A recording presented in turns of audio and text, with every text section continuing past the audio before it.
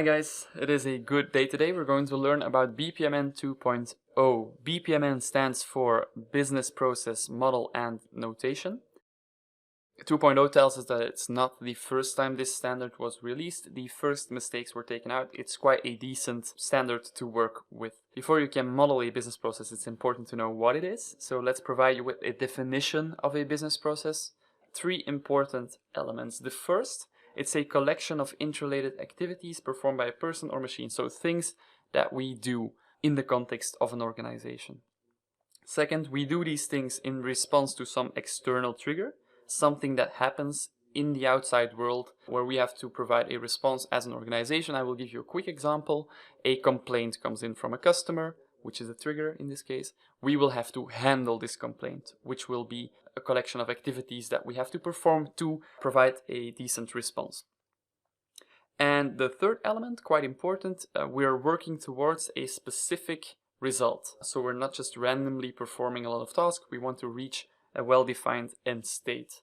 So these are the three important aspects of a business process. It's a collection of activities that we perform in response to a trigger, an independent trigger reaching a specific result. And we want to make drawings basically of such business processes. In BPMN 2.0, an activity will be represented by a rectangle with rounded corners.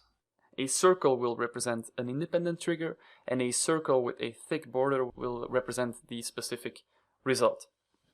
Now let's take a look at a little example to make this a bit more understandable for you guys.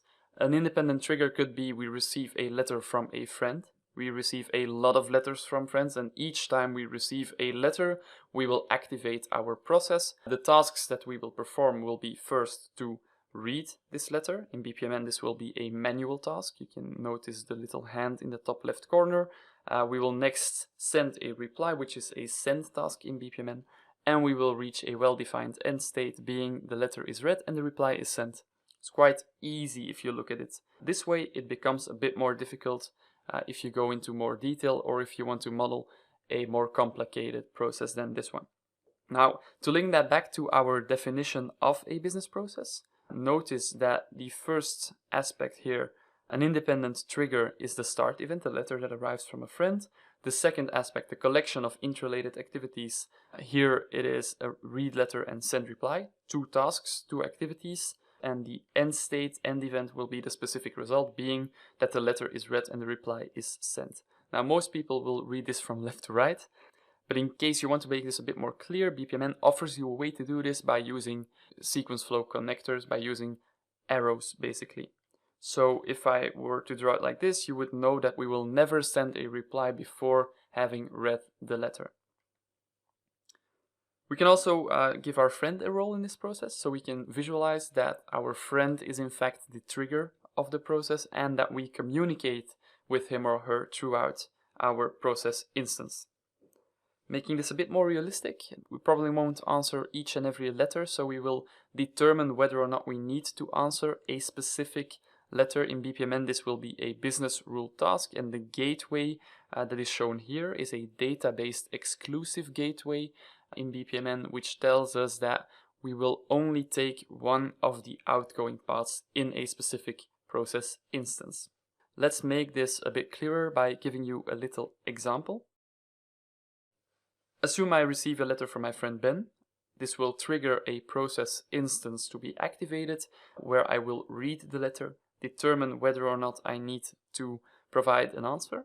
Let's assume that I do in this case. Well, then I will take this outgoing path, send a reply, and reach the end state, letter is read and reply is sent. So that was my first process instance. I will receive a second letter from my friend Olivier, which will trigger its own process instance, where I will also read this letter, where I will also determine whether or not I need to answer, but assume here that I do not need to answer the letter. Well, then I will take the upper path and reach the end state, letter is read. So this is what the process looked like. In BPMN, I might as well have modeled it like this, where I put the envelope in the end event.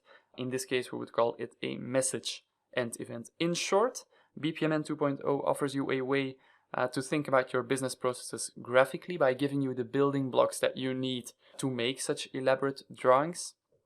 These building blocks include events, tasks, and gateways. There's a lot of different events. There's 8 different tasks, and there's gateways, each with their own meaning.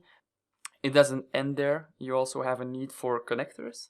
And besides these connectors, you also need to use pools and lanes, subprocesses, data objects. All these things come into play when you want to fully use BPMN to model your business processes. So it's not that easy to do it right. Not to worry, follow the link in the description and we will teach you how to fully use BPMN 2.0 to correctly model your business processes.